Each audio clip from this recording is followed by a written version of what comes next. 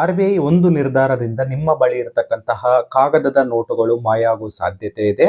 ಹೌದು, ನೀವು ಕೇಳಿದ್ದು ನಿಜ. ಏನಕ್ಕೆ ಅಂತಂದ್ರೆ ಇತ್ತೀಚೆಗೆ ಆರ್‌ಬಿಐ ಈಗ ಇರತಕ್ಕಂತ ಒಂದು ಕಾಗದ ನೋಟುಗಳನ್ನ ಪ್ಲಾಸ್ಟಿಕ್ ನೋಟುಗಳೊಂದಿಗೆ ರೀಪ್ಲೇಸ್ ಮಾಡಬೇಕು ಅನ್ನೋ ಒಂದು ಗಂಭೀರ ಚಿಂತನೆಯನ್ನ ಮಾಡತೊಡಗಿದೆ.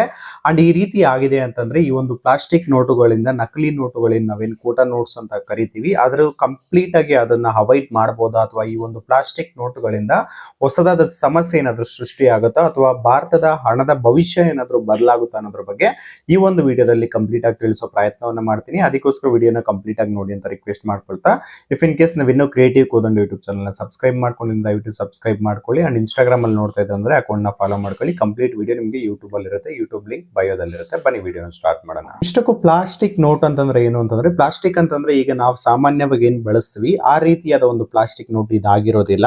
ಸೊ ಈಗ ನಾವು ಪ್ರೆಸೆಂಟ್ ಬಳಸ್ತಾ ಇರ್ತಕ್ಕಂಥ ಏನು ಕಾಗದದ ನೋಟ್ಗಳು ಏನಿದಾವೆ ಇದು ವಿಶೇಷ ಹತ್ತಿ ಮತ್ತು ಕಾಗದದ ಮಿಶ್ರಣದಿಂದ ತಯಾರಾಗಿರ್ತಕ್ಕಂಥದ್ದು. ಪ್ಲಾಸ್ಟಿಕ್ ನೋಟ್ ಅನ್ನ ಪರಿಚಯ ಮಾಡ್ಬೇಕಂತ ಆರ್‌ಬಿಐ ಏನ್ ಪ್ಲಾನ್ ಮಾಡ್ತಾ ಇದೆ, ಸೊ ಅದು ಬಂದ್ಬಿಟ್ಟು ಪಾಲಿಮರ್ ನೋಟುಗಳು ಅಂತಂದ್ರೆ ವಿಶೇಷವಾದ ಪ್ಲಾಸ್ಟಿಕ್ ಆಧಾರಿತ ವಸ್ತುವಿನಿಂದ ತಯಾರಾಗಿರ್ತಕ್ಕಂಥದ್ದು. ಇದನ್ನೇ ಪಾಲಿಮರ್ ಬ್ಯಾಂಕ್ ನೋಟ್ ಅಂತ ಕೂಡ ಕರೀತಾರೆ. ಸೊ ಇದರ ವಿಶೇಷತೆ ಏನು ಅಂತಂದ್ರೆ ಇದರ ಒಂದು ಟ್ರಾನ್ಸ್ಪರೆಂಟ್ ವಿಂಡೋ, ವಿಶೇಷ ಭದ್ರತಾ ವಿನ್ಯಾಸ ಮತ್ತೆ ನಕಲಿ ಮಾಡೋದಕ್ಕೆ ತುಂಬಾ ಕಷ್ಟ ಆಗುವಂತ ಒಂದು ತಂತ್ರಜ್ಞಾನವನ್ನ ಸೊ ಈ ಒಂದು ಪಾಲಿಮರ್ ನೋಟುಗಳಲ್ಲಿ ಬಳಸ್ತಾರೆ. ಅದಕ್ಕೋಸ್ಕರ ಇದನ್ನ ನಕಲಿ ಮಾಡಬೇಕು ಅಂತ ಹೇಳಿದ್ರೆ ಅದು ತುಂಬಾ ಕಷ್ಟಕರವಾಗಿರ್ತದೆ. ಅದಕ್ಕೋಸ್ಕರ ಸುಮಾರು 60 ದೇಶಗಳು ಈ ಒಂದು ಪ್ಲಾಸ್ಟಿಕ್ ನೋಟುಗಳನ್ನ ಬಳಸ್ತಾ ಇದಾವೆ ಅಂತಾನೆ ಹೇಳ್ಬೋದು.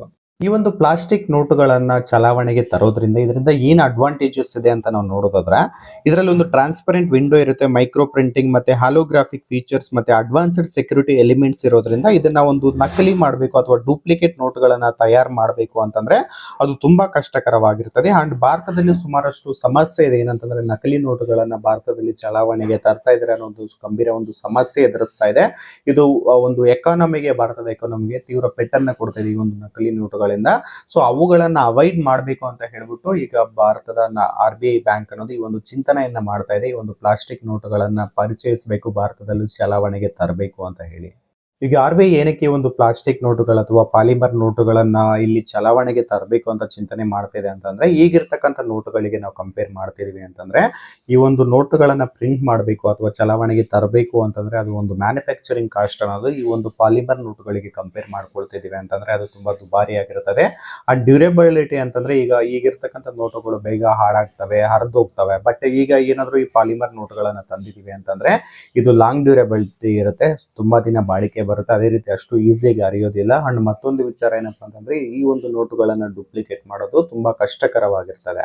ಸೊ ಈ ಒಂದು ಅಂಶಗಳನ್ನ ಒಂದು ಮೈಂಡ್ ಅಲ್ಲಿ ಇಟ್ಕೊಂಡು ಆರ್‌ಬಿಐ ಈ ಒಂದು ಚಿಂತನೆಯನ್ನ ಮಾಡ್ತಾ ಇದೆ. ಇನ್ನು ಅಫಿಷಿಯಲ್ ಆಗಿ ಅನೌನ್ಸ್ಮೆಂಟ್ ಮಾಡಿಲ್ಲ, ಒಂದು ಪರೀಕ್ಷಾತ್ಮಕವಾಗಿ ಒಂದು ಅಧ್ಯಯನವನ್ನ ಮಾಡ್ತಾ ಇದ್ದಾರೆ. ಅಂಡ್ ಕೆಲವು ನಗರಗಳಲ್ಲಿ ಪರಿಚಯಿಸೋದಕ್ಕೆ ಕೂಡ ಪ್ಲಾನ್ ಮಾಡ್ತಿರೋದ್ರ ಬಗ್ಗೆ ಮಾಹಿತಿ ಬರ್ತಾ ಇದೆ. ಅಂಡ್ ಫಸ್ಟ್ ಇನಿಷಿಯಲಿ ಒಂದು 10, 20, 50 ರುಪೀಸ್, 100 ರುಪೀಸ್ ಈ ಒಂದು ನೋಟುಗಳನ್ನ ಪ್ರಿಂಟ್ ಮಾಡಿ ಪರಿಚಯಿಸ್ತಾರೆ. ಅಂಡ್ ಯಾವ ರೀತಿ ವರ್ಕ್ ಆಗುತ್ತೆ ಅಂತ ಅದಾದ್ರ ಮೇಲೆ ಅಂಡ್ ಎಷ್ಟು ಅಮೌಂಟ್ ನ ನೋಟುಗಳನ್ನ ಪ್ರಿಂಟ್ ಮಾಡಬೇಕು ಅನ್ನೋದ್ರ ಬಗ್ಗೆ ನೆಕ್ಸ್ಟ್ ಅವರು ಡಿಸೈಡ್ ಮಾಡ್ತಾರೆ.